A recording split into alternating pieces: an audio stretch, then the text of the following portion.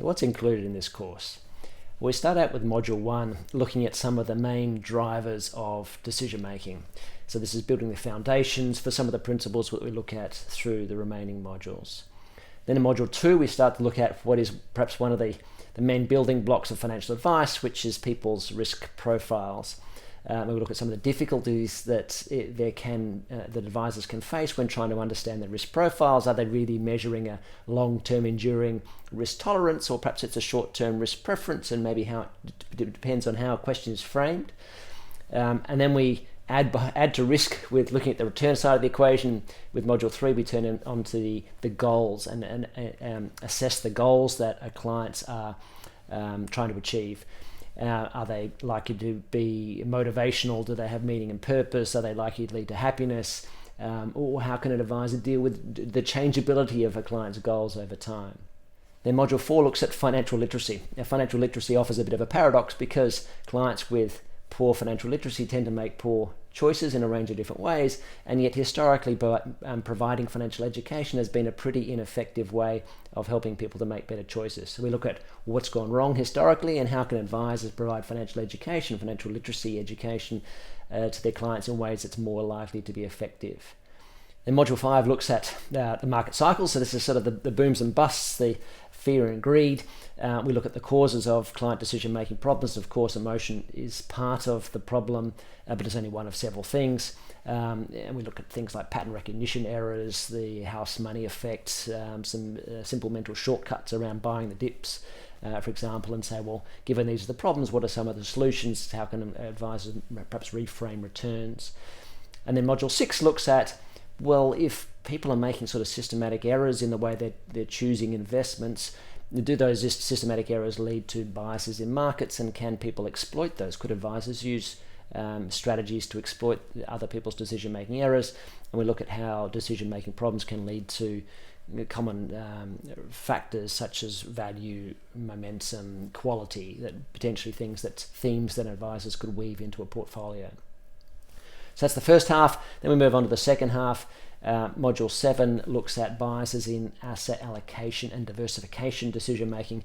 Here we have diversification being one of the free lunch, the only free lunch potentially in investing, a seriously important way that a client could potentially reduce their risk without reducing their return, and asset allocation being a fundamental driver of long-term returns. Again, decision-making errors that can lead to dysfunctional or problematic decisions, but also a range of ways that advisors could potentially reframe the way that their clients think about these sorts of issues and therefore lead to better outcomes. Then Module 8, we're looking specifically now at overconfident investors. So this isn't everybody we're talking about here, but it's the sorts of investors who perhaps follow the financial press, perhaps feel confident that they can make their own choices, perhaps they've got their own share portfolio. Perhaps they don't necessarily see the need for advice. Why do they need advice when they've already picked all the best stocks? These can be clients who can be difficult to engage with at all and then to influence. So we're going to look at some of the strategies advisors can use with them. Then Module 9 looks at property investing. Now, bearing in mind that many advisors aren't necessarily specialists in property or give specific property advice, but there's a range of psychological tools and strategies that we look at that can help clients to perhaps work out whether it's best to buy versus rent, or to choose a property, or to the sort of issues that they need to be aware of when they walk into an auction or a private sale, for example, without paying too much and going over their budget. Then Module 10 looks at saving and retirement planning.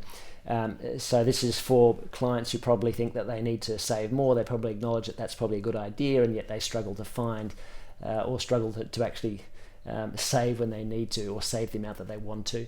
And so we look at ways, or what are the easy ways that we can help, an advisor can help a client to do that by finding money in, or savings from sort of psychological blind spots, if you like, ways that there's sort of easy savings without them having to do too much, or by automating things and making it relatively easy.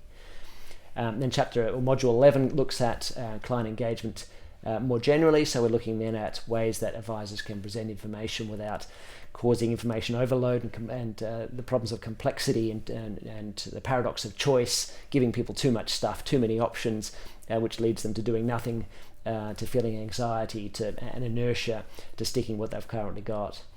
Then Module 12 picks up a couple of interesting issues, one being ethics, the sort of psychology of ethical decision making, and that looks at why some unethical decisions can happen even when advisors have the best of intentions, basically because stuff is going on beneath conscious awareness. And also technology. Technology can play an important role in automating parts of an advice process. It can provide the technology interfaces that can help engage with clients, and we look at some of the psychological issues there. And then finally, Module 13, we're looking at some of the practical challenges. What are some of the barriers that advisors should anticipate as they try and implement some of the strategies over the previous 12 modules, and therefore what are some of the solutions, or what are some of the potential things that advisors can be thinking about to help make sure that good ideas are then translated into good actions and outcomes. So on the way through all of these modules, we're thinking about how can all these sort of strategies lead to better outcomes for clients, but also how can they lead to better outcomes for advisors too.